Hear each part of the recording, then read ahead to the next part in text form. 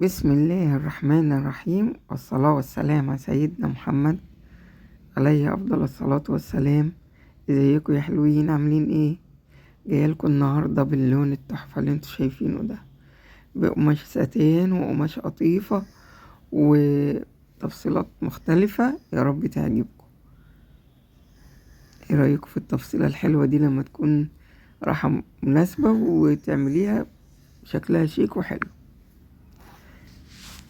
وده برضو شايفين الستان اللي بيلمع ده